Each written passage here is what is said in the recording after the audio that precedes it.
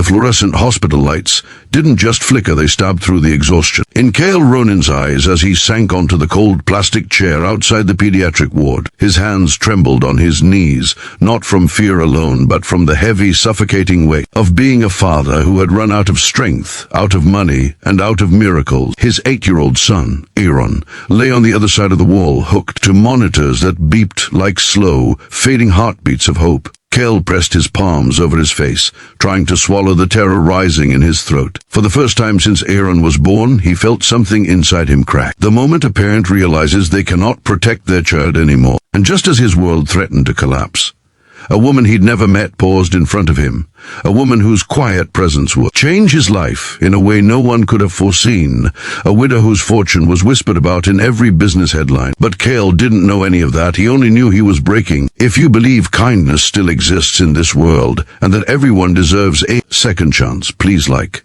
comment, share, and subscribe to Touch of Kindness. It truly helps us keep bringing you stories that heal and inspire. The day had begun with sunlight, but Cale barely noticed it. He had rushed Aaron to the hospital that morning after his son collapsed on the school's basketball court. What the doctors said afterwards still echoed in Cale's skull: severe dehydration, collapsed electrolytes, untreated anemia, and possible complications from a viral infection he had ignored because Cale couldn't afford the previous lab work. When the billing staff asked for the deposit, Cale opened his worn wallet empty except for a faded picture of Aaron laughing at a summer fair years ago when life still held sparks of color. The staff spoke gently but firmly. No deposit, no further tests. For hours, Cale paced the hallway, trying to call every contact in his phone. Most didn't answer. The rest apologized helplessly. He had already sold his tools, pawned his wedding ring, delayed rent for 3 months. 2 weeks earlier, he lost his job at the vehicle repair shop after missing too many days caring for Aaron, each unpaid shift costing him the fragile balance that kept their little apartment running. Now he had nothing left to trade, nothing left to fight with except the aching love that had kept him going since his wife, Taryn, died 5 years earlier during childbirth complications. Aaron's birth had taken the woman he loved, leaving Cale with a newborn and a grief he never fully learned to hold. But he did his best. He always did, until today. As Cale sat outside the ward, trembling, he didn't notice the tall woman walking slowly down the corridor, her posture graceful yet weighed by an invisible heaviness. Arlen Voirine was known to the world as the widow of Magnus Voirine, the late business titan whose empire still dominated global markets. People recognized her face from charity events, magazine covers, and the countless rumors that followed her everywhere she went. But here, in the quiet sterility of the hospital's daytime corridors,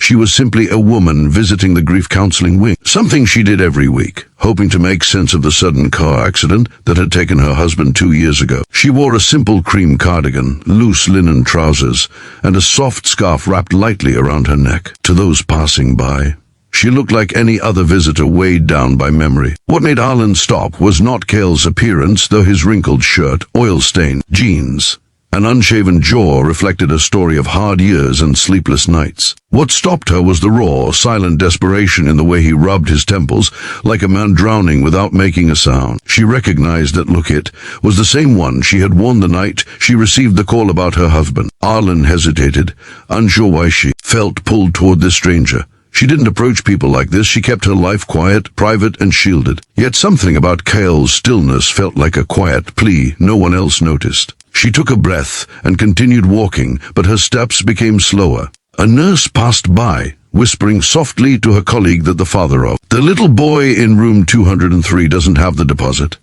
Their voices drifted soft but clear. Arlen froze. She closed her eyes for a moment. She had spent months donating anonymously to medical cases just like this. Cases where parents had no money but held on to love like a lifeline. But she always worked through foundations and administrators, never directly. Yet something told her this time should be different. Cale didn't look up when she returned and quietly stood beside him. The hallway buzzed with activity, but the space between them felt strangely quiet. She asked the nurse for the boy's details. The nurse's eyes widened when she recognized Arlen Voirine, but Arlen gently pressed a finger to her lips, signaling silence. The nurse nodded and explained quietly that the boy urgently needed tests and possibly overnight care. Arlen didn't hesitate. She signed the papers. authorized the funding, and instructed the staff to treat the boy immediately under an anonymous donor code. Cale didn't know any of this yet. All he knew was that suddenly, nurses rushed into his son's ward, machines rolled in, and a doctor approached him with a calm smile, saying the deposit had been cleared and they could now proceed.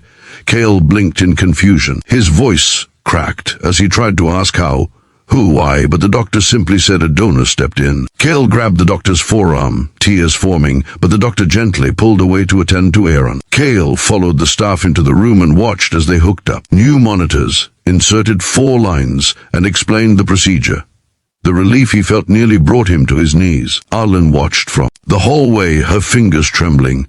She felt something warm, something she hadn't felt in a very long time, a sense that maybe, just maybe, helping others directly could stitch together the pieces of her broken heart. Hours passed. The sun poured softly through the tall hospital windows, lighting the floor in pale gold. Cale stood by Aaron's bedside, brushing his son's hair gently, whispering an apology only a parent drowning in guilt could understand. When Aaron's vitals stabilized, the doctor finally assured him that his son would recover. Cale released a breath he had been holding for what felt like years. When Cale stepped out, exhausted but relieved, he noticed Arlen sitting quietly on a nearby bench, staring at the courtyard through the glass. Something about her calmness drew him closer. He didn't recognize her, not as a billionaire widow, not as a public figure, just as a serene presence who looked like she understood pain. When she glanced up, their eyes met for the first time. Cale thanked her for offering him a seat, though she hadn't spoken. She moved slightly to give him space. They sat in silence at first, sharing the same muted rhythm of hospital life. Then Cale spoke softly about his son, about his energy, his laughter, his dreams of becoming a pilot, even though they couldn't afford toy planes. He spoke of losing his wife, of raising Aaron alone, of working 2 jobs, until exhaustion carved shadows beneath his eyes. He didn't realize why he was telling her all this.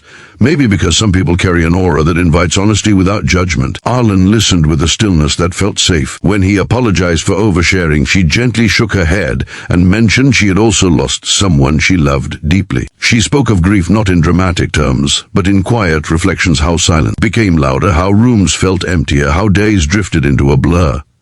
She didn't mention her wealth, her status, or her fame, and Cale didn't ask. As the hours turned in afternoon, they drifted into deeper, more personal stories. Cale speaking of his son's bravery, Arlen speaking of finding purpose after loss. Their connection grew organically, not romantic, not expected, just 2 worn hearts finding a moment of peace in each other's presence. The next day, Arlen returned, claiming she happened to be in the area, though the hospital was an hour from her estate. She brought Aaron a small model plane, simple and inexpensive, not wanting to embarrass the boy or his father. Aaron's eyes lit up for the first time since collapsing. Cale noticed the softness in Arlen's smile and felt gratitude so deep it scared him. She visited again and again. Each time, she arrived quietly, blending into the hospital environment as if she had always belonged there. She helped Cale fill forms, brought him warm meals, and kept Aaron company when Cale stepped out for air. She laughed at Aaron's jokes, listened to Cale's worries, and slowly became a constant presence in their little world. By the time Aaron was discharged 3 days later, Arlen had subtly woven herself into their lives, not with money, but with kindness, sincerity, and presence. Cale tried to thank her, but words felt too small. Arlen simply said that some people enter our lives when we need them most, not by fight, but by the quiet ways compassion guides us. She still didn't mention who she really was. It wasn't until they approached the exit that Cale overheard 2 staff members whispering, eyes wide, about the Virene widow who had funded an entire wing of the hospital. Cale paused mid-step, turned to Arlen, and saw her expression shift, caught, vulnerable, almost apologetic. He understood then, and for a moment he felt out of place. She belonged to a world of private jets and international philanthropy. He belonged to oil-stained uniforms and overdue rent notices. But Arlen gently placed a hand on Aaron's shoulder and gave Cale a look that held no pity, only sincerity.